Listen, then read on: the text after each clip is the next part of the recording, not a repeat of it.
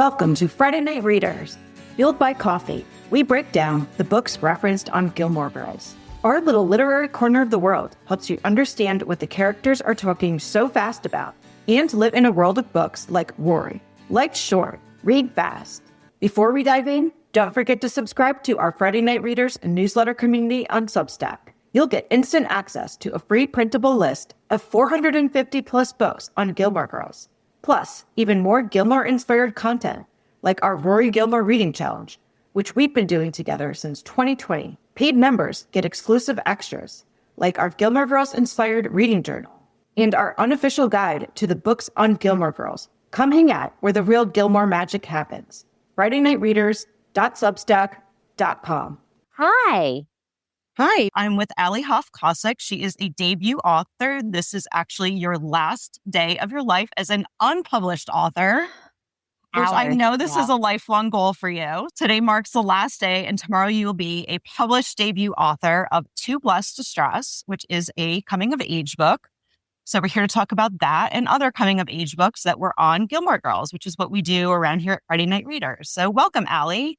Thank you so much for having me. I am a Gilmore Girls fan of many years, and you and I have been friends and fans of each other for many years. So I feel this is a good way to celebrate my last night. It feels like the night before you go away to college or something. And we had met many years ago. I had pitched you. You were my first podcast ever, and we talked about Encyclopedia Brown. And for anyone who doesn't know, Allie ran SSR podcast, which was about reading books from your childhood with a new lens as an adult and in modern times. So Encyclopedia Brown fit perfect in that. And we have a lot of other books on Gilmore Girls that fit perfectly in that as well. Yeah, Rory gave us so much material to work with. So it was a very easy fit. Yeah, and let me just read your bio real quick for anyone who is new to you. Great. Alli Hoff Kosik is a writer based in Philadelphia, the former host of SSR podcast. Her work has been published in Marie Claire, Real Simple, Business Insider, and Cosmopolitan. Too Blessed to Stress is her first book. And I will link Allie's Instagram in the show notes. Welcome, Allie. Thank you. I'm so happy to be here.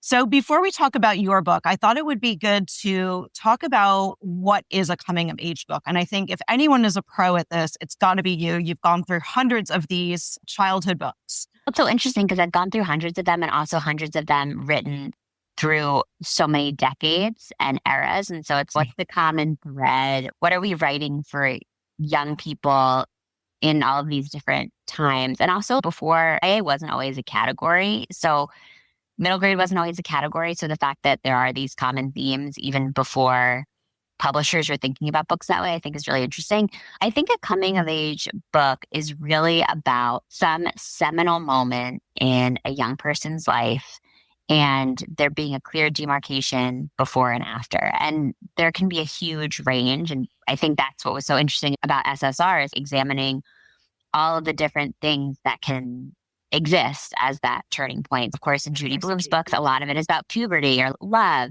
Book Forever, it's about the main character losing her virginity. But there are other books where it's maybe smaller things or more fantastical things, entering a magical world and not knowing if you can get home again, maybe setting out on an adventure by yourself or figuring something out on your own and learning something about yourself. I think that's a huge part of coming of age because there's generally a lot of missing adults in a coming of age book. What I have learned, my hypothesis, is that when you take the adults out, it forces the kids to figure themselves out. So I think a lot of it too is, okay, what happens when the adults fade to the background? And that's where you get the coming of age story. So I always think of it very similar to you, like a before and an after. To me, the way I always say is that life is never the same again, no matter what it is, whether it's just thinking differently some way, whether it's a tragedy that literally does change life completely. I just look at it as, like you said, that line of demarcation, something before and something after. Do you have any age range on what you think? I think coming of age really can go into adulthood. Do you agree or disagree on that? I agree. I think outside of the book world, I think a lot of us in real life still feel like we're coming of age, even into our 30s. I said maybe we do it more than once. So yeah, I think there are middle grade coming of age stories where it's that first moment of independence or self-recognition. And then there's these high school coming of age stories, maybe those college coming of age stories where it's about stepping out of the rules that you once had for yourself, maybe a more literal leaving home. And then, yeah, I think sometimes we as 20 somethings and even into our early 30s need to find other ways to come of age. And so there are adult books that also highlight that shift. What do you think? I agree. I definitely think it goes into adulthood. And even I'm over 40 now. So I can even say there's still things that I've never experienced before that you experience for the first time. And that really is that same sort of experience that you would have. Maybe it's a little bit more advanced, but you still could look at something completely different and feel like there's this before and after, and you are now a new person. Yeah, absolutely. And why shouldn't we keep coming of age? Maybe the marketing of it is different from the publisher perspective. And maybe that's a good point. Yeah, because it's, we want to always come of age, don't we? We should be. Should we always have that opportunity? And I understand that maybe it's not super sexy from a publishing perspective to be highlighting that as something that adults should be reading about. But when you really distill what most stories are, there's always a version of coming of age. It's just not really part of the main pitch, which is the real value proposition, I think, of a middle grade or a YA book, is you're getting somebody coming of age. But that doesn't mean that it's not happening somewhere in any book. We may see it more like a second chance romance. Yeah. A second act trope. Yeah. Yeah. I think that's true. I think that's romance books. There's a coming of age if you're in a new relationship. I think friendship stories often give characters a chance to come of age. Stories where people maybe become parents. That's something that I'm continuing to experience now. I almost feel like I come of age every other day when my child is doing something different and hard, or stories about work. I just think it's okay for us all to be figuring it out at all times. It's just, we don't always think of it in those terms of coming of age. Yeah, good point. So one of the things I thought that was interesting about this conversation and trying to tie together the books that we read on Gilmore Girls at Friday Night Readers and your book, Too Blessed to Stress, which has coming of age themes.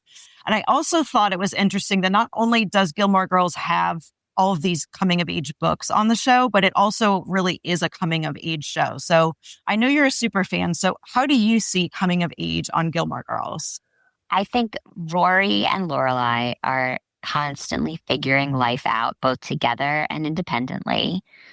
I think we see at some point, even later on, if we're looking at all of the Gilmore Girls, even Emily in A Year in the Life, whether you love it or hate it, I think Emily is also coming into this new chapter of her own life at that stage.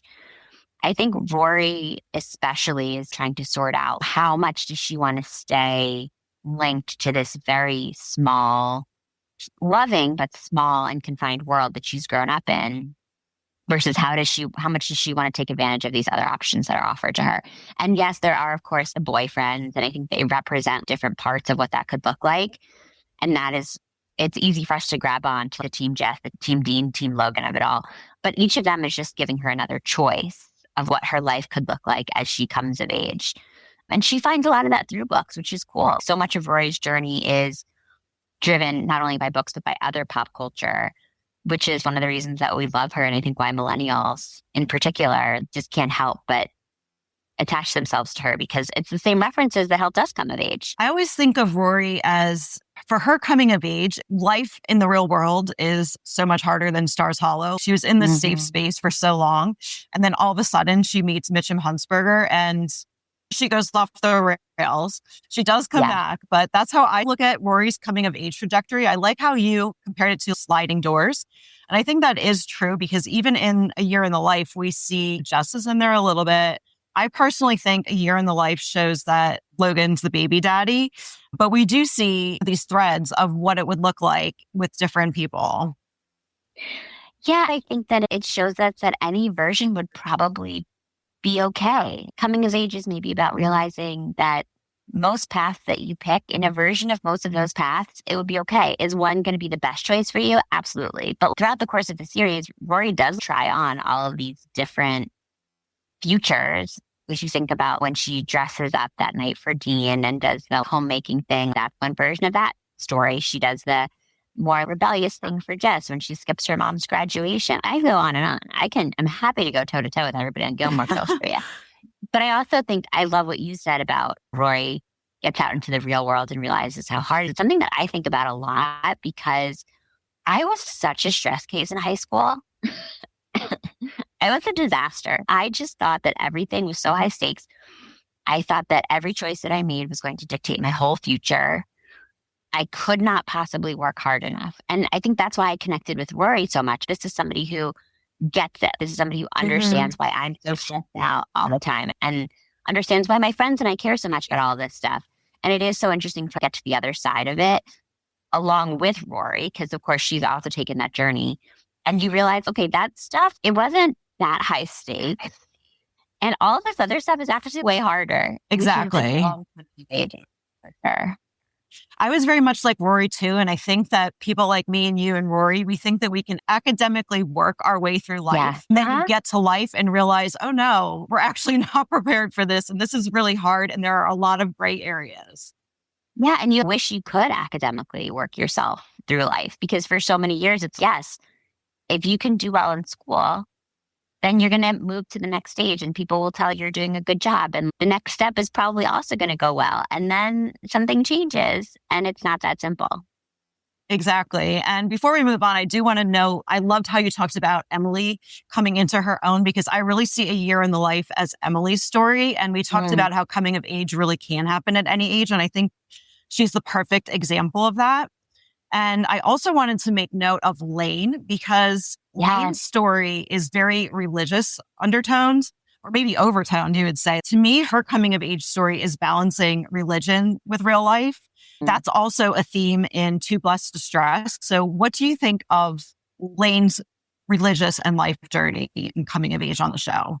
Of course, talking about Emily, I would be remiss if I did not wish Kelly Bishop a happy birthday. Is it today or yesterday? Yeah, I believe it was Saturday. Oh, okay. We should be celebrating all week. Happy birthday, Kelly Bishop. Yes. So yes, there is some serious Lane energy happening in Too Blessed to Stress, I think. And I didn't have the word for it when I was watching the show. But what we see Lane doing in Gilmore Girls is deconstructing. Like, she's deconstructing what she learned spiritually, religiously, even just in terms of the rules of her family in her house. It's not just about her faith, it's about her household. And I had a Lane when I was in high school. And I talked about this a little bit on the podcast miniseries I did, BTS, TBTS, and how I realized all these years later that one of my best friends in high school was much more involved in her church than I knew at the time. And a lot of the vocab words that she was using, I didn't realize until all these years later were wrapped up in this megachurch evangelical world that I would one day explore. So I think maybe without realizing it, when I was watching Gilmore Girls, I was making that connection. So I had a Lane. And I think a lot of reflecting on that experience helped bring me to Too Blessed to Stress. But we see her discovering this other part of herself throughout the series. And I did try to get to that in different ways, like with the characters in my book. So yes, that is, I would say each of the characters in my book deconstruct to different degrees and in different ways, but much like Lane, with an open-heartedness to the world and with the help of their friends, because so much of Lane's journey is about Rory and Lorelai and his community that loves and supports her. I think it makes sense that you had a Lane in your life, because I can see how the way you described it, that she used words that you didn't know were religious words. I could see how you would then no idea. Hear them later, and then that would make you intrigued to learn even more. Yeah, my antenna popped up when I saw those words again on social media. But yes, I love the comparison that you made to Lane and my characters. So maybe we can talk about the plot of Too Blessed to Stress. It is a book that delves into 4 different religious influencers who are in a megachurch. And in this process of being online, because being online is also part of it, they are coming into their own in different ways. They all have different struggles and they're dealing with issues. And this might sound very salacious, but I actually just think it's juicy without being salacious. It could sound judgmental, but it's really not. The tone that I thought it took was a very observational, almost journalist-like tone. You are just getting into the minds and lives of these 4 young women and presenting it to the reader like a social commentary. And I think that you maintained a very nice, light tone, which makes it good. We're coming into spring break. Our readers aren't really escapism readers. So I actually think this is perfect for them because it's light, but it also has all that social commentary that makes you think. I do think this would make a good spring break book for our readers. And I actually read it over summer vacation myself. And even just talking to you now, all these months later, it just makes me think of my time at the pool. So it's that little mix of light, making you think, and book club vibes, but also not being too heavy and not preachy at all. It's really just presenting their lives for you and then think what you want from that. Yeah. So the word that I hope people use to describe it is fresh more than light, because I think I really tried to approach it with this very specific, distinct voice that's very of the time. But I do think that influencers and the influencer world are too often written off as silly or just the stuff of reality TV. And it is so much more influential, for lack of a better word, than that. It matters so much more than that, because so many of the things that we think and talk about start online and start with very well-intentioned movements and conversations that small groups are bringing to the table on Instagram and TikTok primarily. So I wanted to blend this very zeitgeisty topic with fresh characters that are very distinct, very nuanced and well-rounded, with a subject that I think is often underestimated in terms of its importance. And I was very careful not to make it too salacious. I always say that my number one rule in the book was that nobody was going to sleep with a pastor. That was my hard and fast thing. Getting this book published probably would have been easier if that had been. I was going to say, it sounds like that would have been easier. It would have been. And the attention is a lighter touch than that. It's a big deal what happens in the book, but a sex scandal probably would have gotten the book out maybe a year ago, because it would have been easier to sell. So I wanted it to be a little bit more complicated, and I wanted it to feel very observational and in the vein of social commentary. I studied journalism. Journalism is how I was taught to see the world. And I put these 4 characters together based on a ton of observation and research. I really did not want to be punching down. That was not my goal. I've been very clear when I talk about the book in the acknowledgments. I am personally in opposition with a lot of the ideas and beliefs that the people that my characters are based on talk about. Their politics are in direct opposition to mine. But I connected with these people when I was researching them in other ways. And I thought that's what the interesting part was. How do I find what draws me to them? What do I have in common with them? What do my friends have in common with them? And I just wanted to write that. What are their stories separate from the church that are just as important to them? How do those things dovetail with the church, but also make us all relate to each other?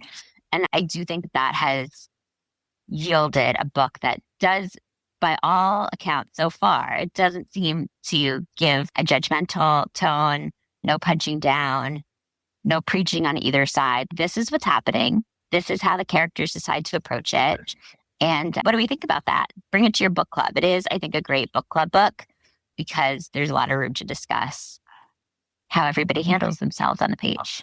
Yes, I think the way I would describe it as social commentary, and I saw that Olivia Muntar just joined. Hi, Olivia, first of all. She's one of my favorite authors and podcasters. But one of the things I had in my notes, and the timing's funny that she just joined, because I found that Philly-based authors have written a lot about social commentary. So there's you. Olivia lived in Philly for a while, and her new book, Little One, is about a food cult. And then Jo Piazza, everything she does is pretty much has some sort of social commentary. And then I know Kylie Reed was a mentor or teacher to you, and Such a Fun Age was also in that. So do you think that Philly has anything to do with it? So funny. I hadn't made that connection before, but I think you're right. I can't claim, I've only been in Philly for a couple of years. So I cannot claim Philly as, I feel I need to have a couple more years. I lived in New York for about 10 years. I lived in Philly for about 5, almost 6. I do think that cities like Philly and New York, maybe Boston too, I think we can be a skeptical people. I think we pay attention in different ways, which is not to say that other people don't. I think we look at the world with a little bit of, I don't know, prove it to us. And I don't think that's necessarily such a bad thing. And we also, because we had bad weather, we probably spend a lot more time on our phones and talking about what we're seeing.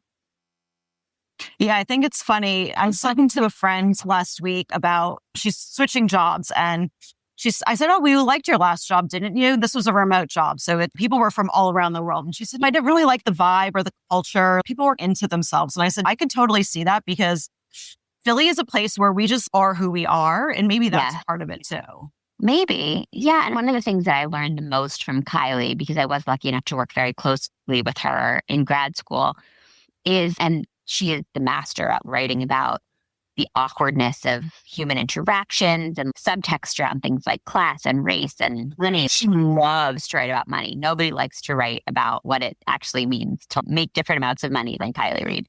And I think these cities are places where we see that on display, and there's not that much separation. There's a lot of mixing of people, and we know people who come from all different backgrounds. And so maybe we're more attuned to that part of it too, because that's where the juicy stuff in fiction and dynamics between characters happen, is the subtext. Why does that make us cringe? And why are we all so uncomfortable? That's what's interesting, I think. And that's really what people are going to get in Too Blessed to Stress. I tried. I hope so. I absolutely loved writing those little moments between characters. This book does not take place in either of these cities. It actually takes place in Charlotte, North Carolina. So it's a departure. I will say the people I know who have read it from Charlotte say that it is pretty accurate to the experience of living there. So I'm happy about that. But my favorite moments in the book are just these little conversations among the girls. There's a brunch scene that was the most fun to write. And something that Kylie really pushed me to do is to pay attention to what's happening outside of the big moments and scenes like that. Because again, that's where the juicy stuff happens. It's not always the big, flashy conversation. But what's going on around the perimeter of that conversation, and why does that matter? So on that note, I think that's actually the perfect note for my next question, which is, how do you look at coming of age in the four girls in this book? These are all characters who are in their early to mid 20s. There's one character who's just out of college, and her arc is probably the most obviously coming of age, because she is in her first job and really learning how to operate outside of a competitive swimming environment, which has ruled her life forever. And so she very clearly is coming of age in this book. But I think all of the characters are figuring out how to navigate new parts of adulthood: finances, relationships, health challenges, all of these things that they probably never saw coming for themselves when they were younger. And like we were saying with Rory earlier, whatever they were dealing with in high school was way easier than this. They didn't expect that they would be dealing with any of this stuff when they were younger. They're going through that. And in the case of this book, they're also figuring out how much that jives or doesn't with this faith system that they have plugged into. And also they're trying to figure out how much of it they want to share. And I love that tension in the book about what's the overlap between what we make public and what is our relationship with God and the being that we think made us. And so I think in addition to just dealing with what's happening in the world, these characters are reckoning with those questions. What does this mean for what I believe? And how much of this do I want to share with the public? And those are things that make them maybe a little bit different than characters that are just living in the normal world and coming of age in their 20s. Yeah, I think that perfectly describes it. It's coming of age in the context of influencing and religion. Which is hard to do. And you think of different issues, they're trying to figure out, what are they going to comment on? What are they going to take a stand on? And if you think about the most popular influencers in real life, religious or otherwise, these are people who are in their 20s, often their early 20s. I would not particularly want to be coming of age in my early 20s on that public of a stage. And yes, these people have made that decision. But I think to our conversation before, we often think that we have come of age by the time we hit our early to mid 20s. But we're probably going to come of age again and again. And that's a surprise, I would imagine, for people who are on such a big stage. So everyone can buy Too Blessed to Stress. We also decided to talk about 4 coming of age books that were on Gilmore Girls. And the way I did it was I looked through SSR podcast to see which ones you had also read, because I thought that would be fun and I can link your episodes. And those episodes were great. I listened to all of them to prepare for today. So we're going to talk about 4 that were really popular with my readers at Friday Night Readers who read the books on Gilmore Girls, but that you also read on SSR podcast. Perfect. I love elliptical. And I haven't listened to these episodes in a long time. It'll be fun to talk about them. I think it's going to jog your memory because I took down some notes. Yeah. First, I'm going to talk about Huck Finn. And I noted that your husband describes him as Ferris Bueller. And I love that. Which is so weird because my husband famously had never seen Ferris Bueller before we got together. So I am trying to remember what made him think that was. Maybe he was just trying to be cool because he knows that movie is really important to me and my family, as it is to so many people in their families. He described it in the way that Huck goes on an adventure, and it's like a Ferris Bueller adventure. And Ferris Bueller is not the most likable character, and you can have those same questions about Huck as well.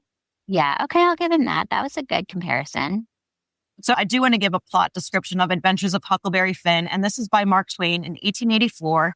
Huck Finn runs away from his abusive father and travels down the Mississippi River with Jim, a man who has escaped enslavement.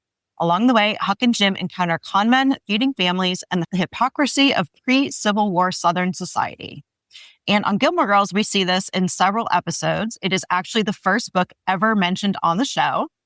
And it is also in Rory's famous graduation speech. So I'm wondering what your thoughts are on Huck Finn and why it was on Gilmore Girls. I think they probably picked that book because most people, even if they haven't read it, they have some context for it. I do think there are some books included because there are a lot of other reference points for it. And even people who aren't readers have heard maybe a joke about a book. It's interesting now because the book has taken on so many other more controversial conversations, things about language. And of course, the dynamic between Huck and Jim is so much more complicated, I think, than most of us ever gave it credit for.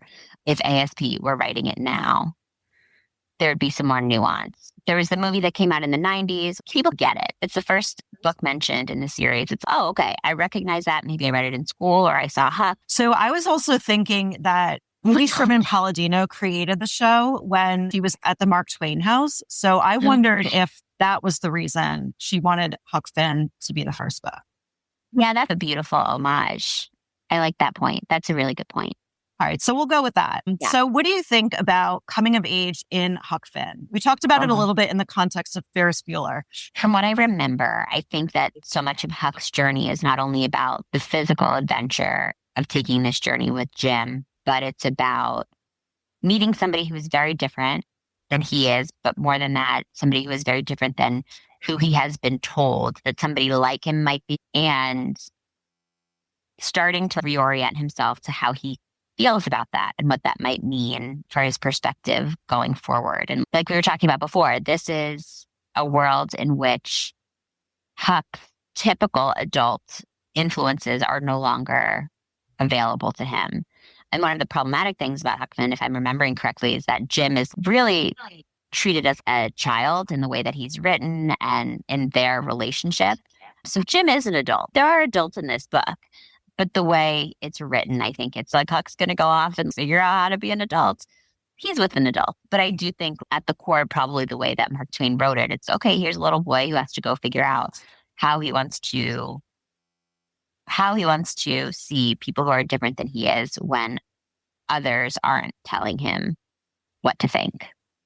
And so in terms of the way Twain wrote it, I think it's interesting that Ernest Hemingway called it the great American novel. And part of the reason is because of the way he wrote it with the dialect. And I'm wondering, do you see this as the great American novel? I don't know if you could be honest if you don't think so, because I don't think so. I don't think so, but I don't know that I believe in the great American novel. I think that when we deem something the great American novel, we are robbing a lot of other novels of the recognition that they deserve. And I think if I've learned anything in publishing, and of course it's different now than it's always evolving, but it's really hard to get a book published.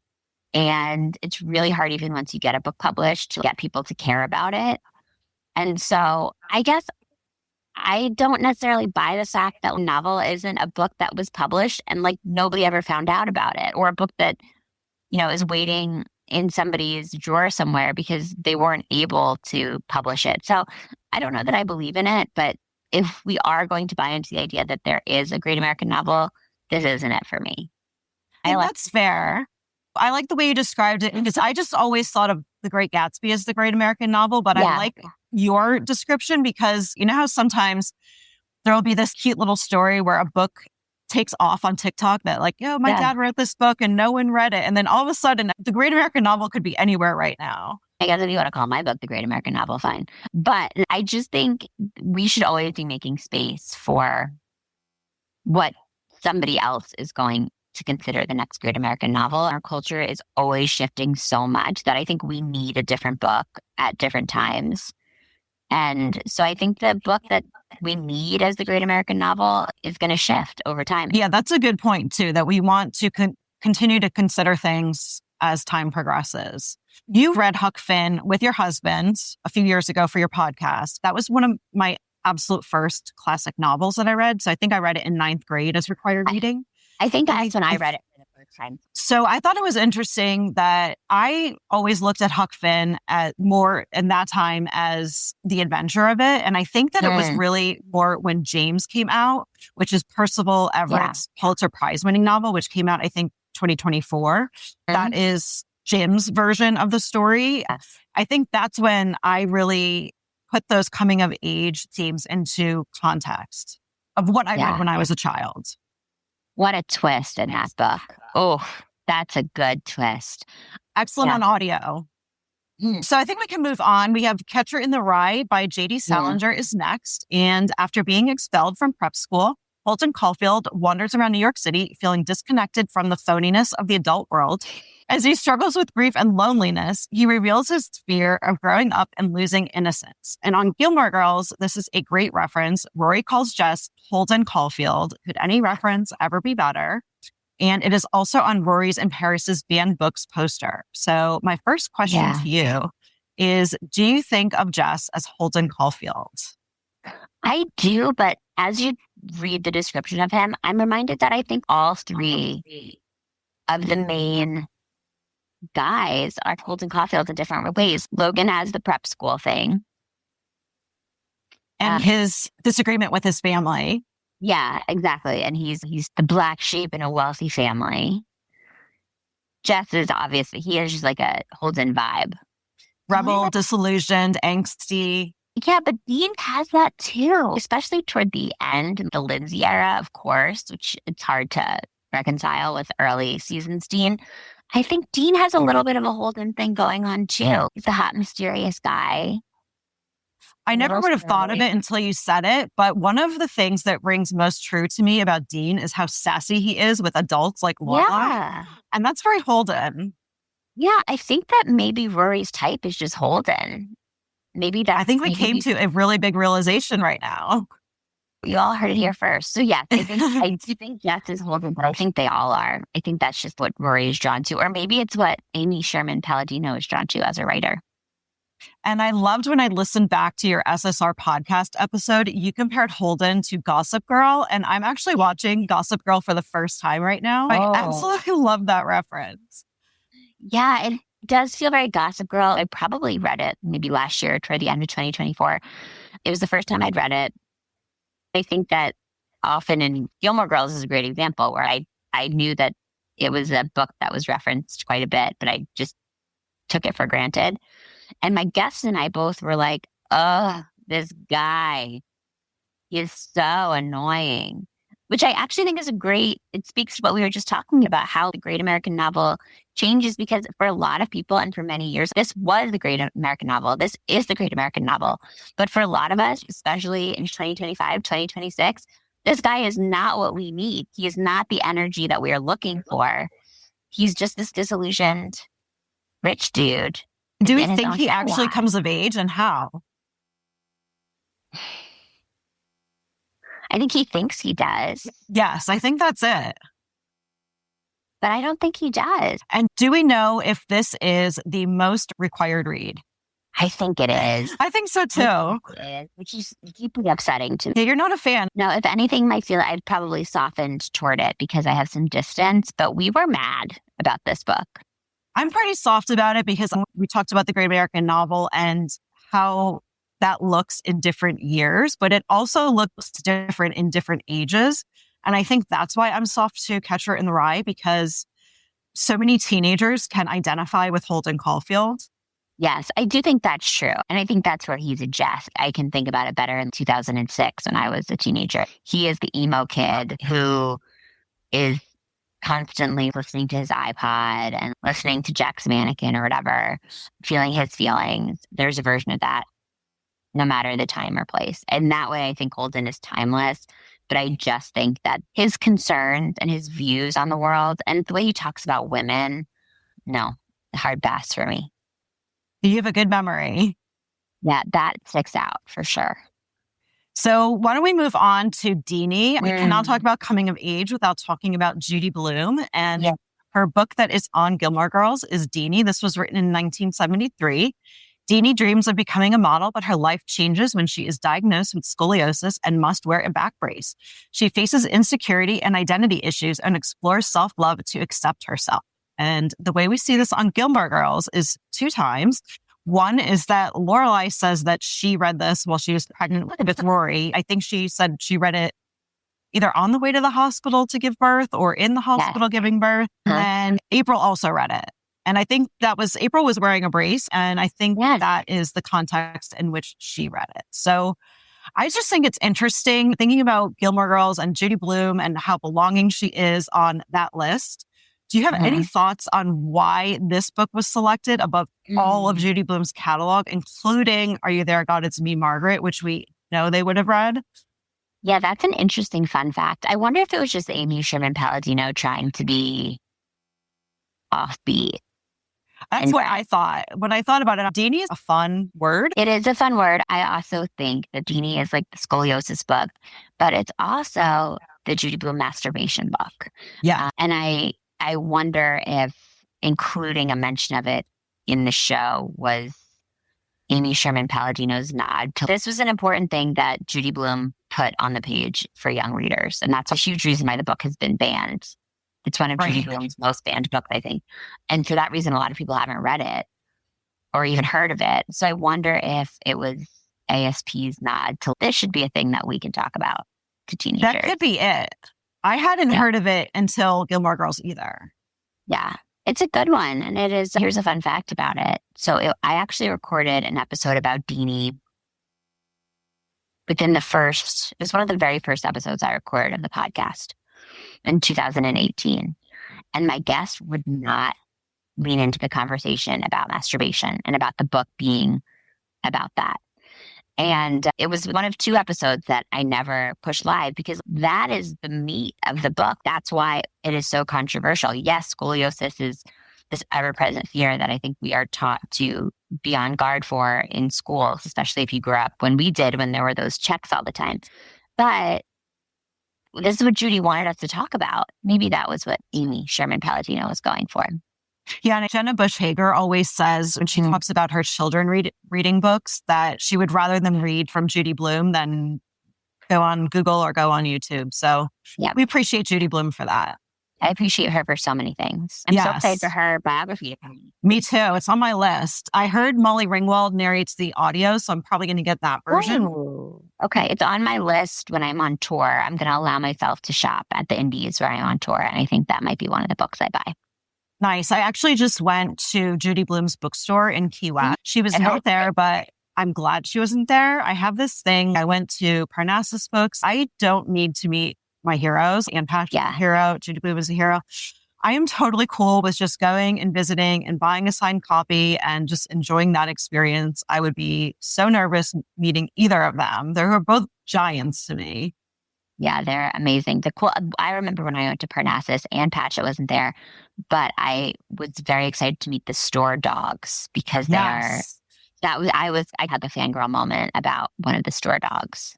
I didn't meet the dog, but I got a dog sticker. Okay. I like to get a sticker at every bookstore and then put it on my laptop. So I got the dog with a Parnassus book sign. That's really I think cute. it's Sparky, right? Sparky Van Devender. My big dog celebrity at that store was Mary Todd Lincoln Hoffman. This is a long time ago, so I don't know if she's still with us, but she was perfect. And so as we talk about Deenie, and we talk about that Deenie was all about acceptance, and she had to go through the scoliosis. She wanted to be a model, and she had scoliosis, and it really impacted her self-esteem. And I think it actually makes sense in a modern context and in the context of your book, because I thought about it. How do these books from the 1970s relate to children today? And so many children want to be influencers today. So do you think that there is something that modern children can take about influencing from Deenie?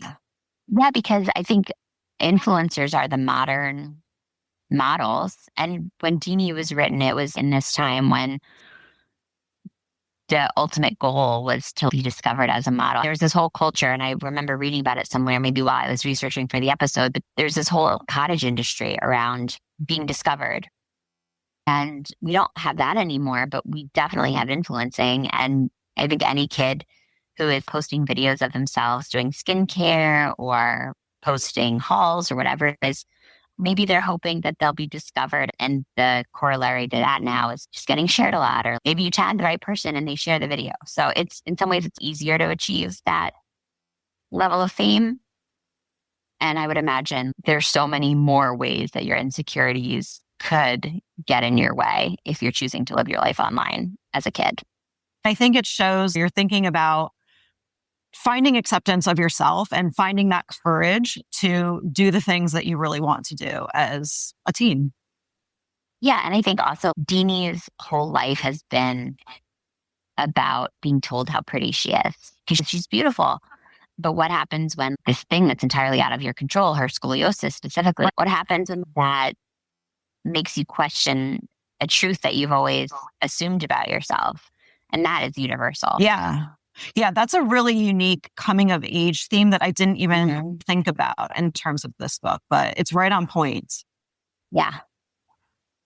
So we have our last book, which I think is the most fun to talk about. I loved your podcast episode on it. And if anyone listens to any of the four, I think that this is the one to listen to. It's also our most popular pick on our Rory Gilmore Reading Challenge. It is The Outsiders by S.E. Hinton, which was written in 1967. And Ponyboy Curtis, a member of the working class greasers, becomes caught in violent conflict with the wealthier Socs.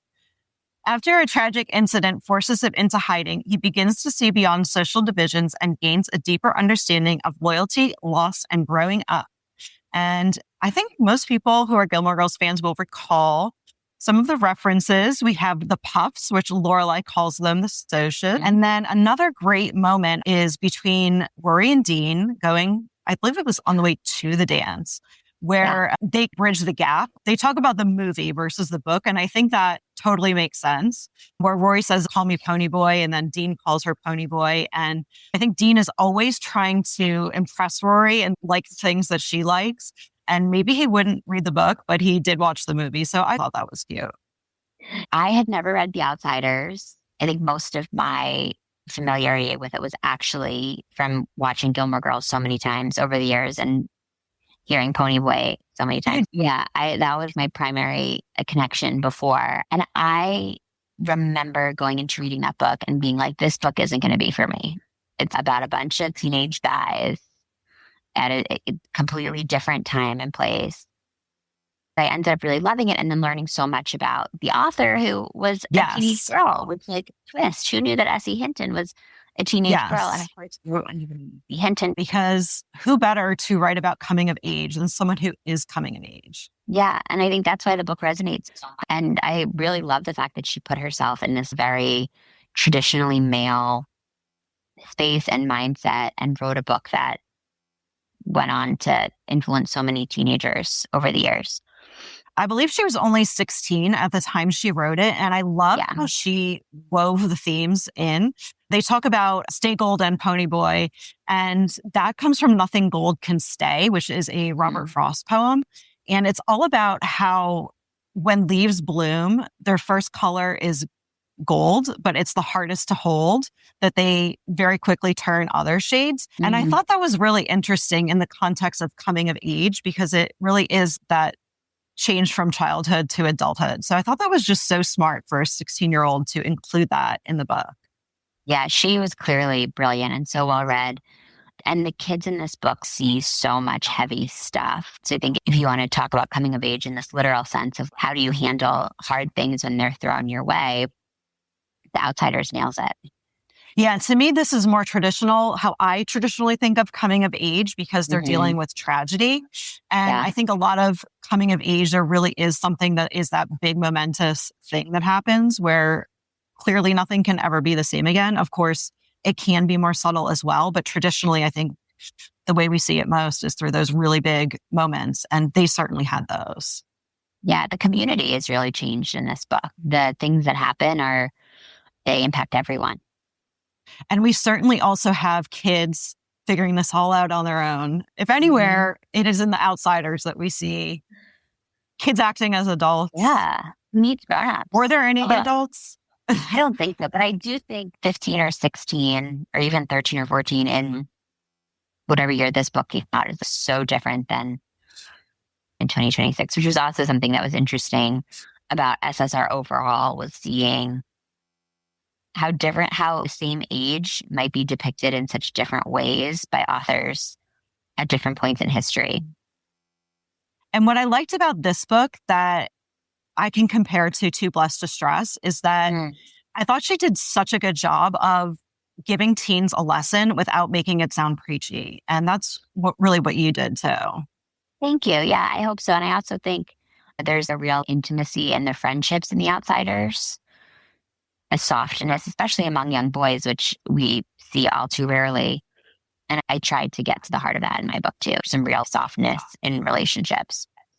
Yeah, I definitely see that in both of them. So speaking of Too Blessed to Stress, and speaking of moving into your big publication day, where can readers find the book and find you? Yeah, so you can find the book anywhere books are sold. I personally am a huge fan of indie bookstores and bookshop.org if you don't have access to an indie near you, but you can get the book anywhere books are sold. You can find me on Instagram at Alli Hoff Kosik. You can find me online at allihoffkosik.com. There are tabs on my website for my podcasts, my Substack, and then there is a tab for the book and book events. So if you want to find out where else I'm traveling over the next couple of weeks, that will be there. And I would love to hear from you. And speaking of indies, will it also be on Libro FM? Yes, the audiobook is wonderful. There's a full cast. I have had a lot of fun reading it, which is saying a lot because it's weird to listen to your own words, but I've really enjoyed the experience. And I'm so pleased with how these voice actors have brought my characters to life. So it'll be on Libro FM, it'll be on Audible, all the places where you get your audiobooks. Yes, we love a full cast. Yeah. All right, Allie, so it was great chatting with you about coming of age. Yes, thank you for having me. Thanks everybody for tuning in. And it's been really fun. Thank you. All right, bye.